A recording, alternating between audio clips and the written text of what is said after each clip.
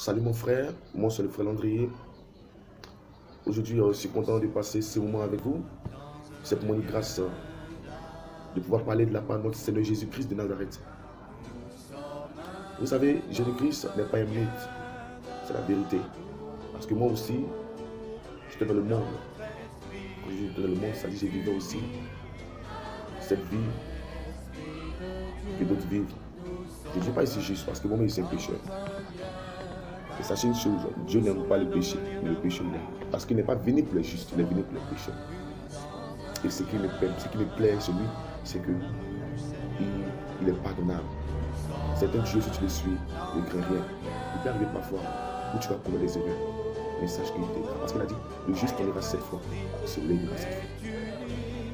Son esprit te permet à chaque moment quand tu tombes, son esprit te permet de se lever, surmonter ces moments, et te donner le courage d'avancer. Parce que tant que tu vis, tu as l'opportunité de pouvoir changer.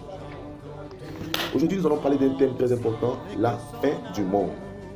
Et c'est un sujet qui beaucoup traverse l'esprit des hommes. Même ceux qui ne croient pas en Dieu parlent beaucoup de la fin du monde.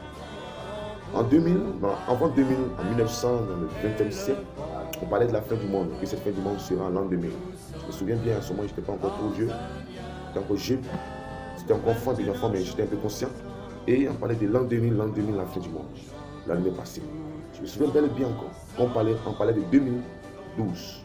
En 2012, il y aura la fin du monde. Ils ont démontré sur le net par A plus B que la fin du monde c'est en 2012. Et on voit que ce n'est pas ça.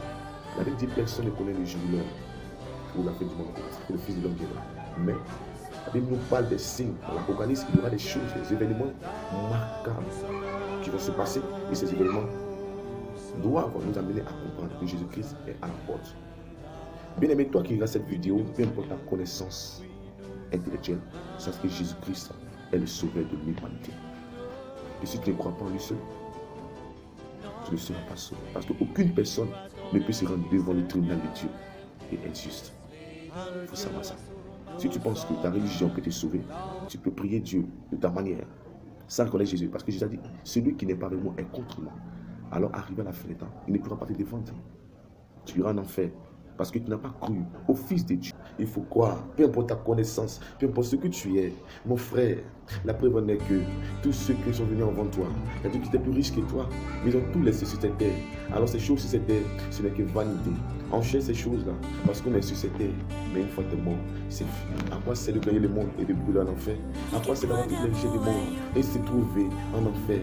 Accepte Jésus pour que tu sois sauvé. Accepte Jésus pour qu'après la mort, tu sois sauvé. Sinon, si tu es juste dans ce monde où tu es pauvre et tu meurs sans Jésus, mon frère, ça ne sera pas bon. Ok. Comme je l'avais dit tantôt, j'ai dit qu'on va parler de la fin du monde. Jésus a expliqué aussi cela par des paraboles. Et vous pouvez voir aussi dans le livre de Matthieu, chapitre 13, à partir du verset 24 jusqu'au verset 30, il a la même parabole. Et à partir du verset 37 jusqu'au verset 43, il a expliqué cette parabole.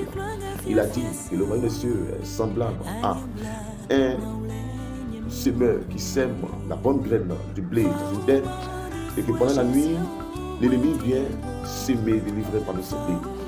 Le matin, quelques jours après, lorsque les herbes ont commencé à pousser, le blé pousse, en même temps, les vrais poussent. Les serviteurs étant aperçus de cela, disent au Seigneur, au maître, au maçonneur, pourquoi, mais n'est-ce pas la bonne graine que tu as plantée, pourquoi se trouve parmi ces graines-là?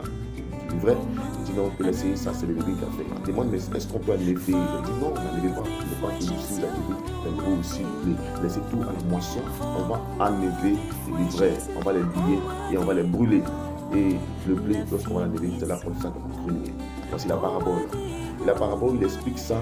Il a donné cette parabole dans le livre de Matthieu chapitre 13, à partir du verset 24 au verset 30. Et à partir du verset 37, de Matthieu chapitre 13, au verset 37 au verset 43, il explique en disant que le moissonneur, c'est le Fils de l'homme, qui est le Père, qui est le Seigneur Jésus. Maintenant, la sémence de blé, c'est les enfants du moissonneur, c'est les enfants de Dieu. Je vais vous rappeler que tous ne sont pas les enfants de Dieu. C'est parenthèse, on va expliquer ça. C'est les enfants de Dieu, la bonne graine. Et le champ, c'est le monde. L'ivraie, c'est les enfants du malin, les enfants du diable. Et l'ennemi, c'est le diable. Vous voyez, à la moisson, ce sera la fin du monde. La moisson, c'est la fin du monde. Et quand le Seigneur Jésus va envoyer ses anges à la fin du monde, tous ceux qui vont venir faire la récolte. vont venir moissonner dans la moisson. Les moissonneurs vont moissonner du blé. Ils vont d'abord moissonner, d'abord livrer. Ils vont les lier, ils vont les jeter dans le feu ardent qui sera l'enfer. C'est-à-dire les livrets, les enfants du diable, ils vont tous en enfer. Et les enfants de Dieu seront dans la livresse, dans la joie, dans la paix et dans l'amour. D'où on parle ici du paradis. Bien aimé, si tu fais partie du livret, sache que tu as l'opportunité de devenir un enfant de Dieu.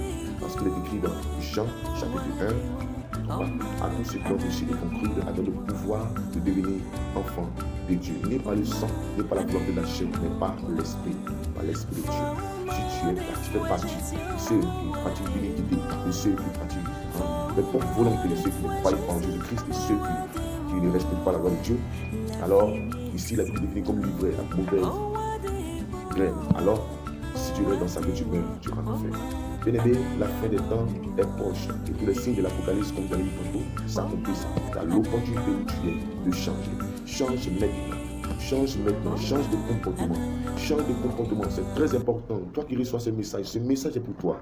Donne ta vie à Jésus pour que ton âme soit sauvée. Arrête de vivre cette vie vanité. Qu'est-ce qu'il y a dans ce monde? À quoi c'est de gagner le monde et de mourir? Ce n'est pas interdit de travailler. Tu dois travailler. Tu dois avoir de l'argent. Mais sache que c'est Jésus seul qui sauve.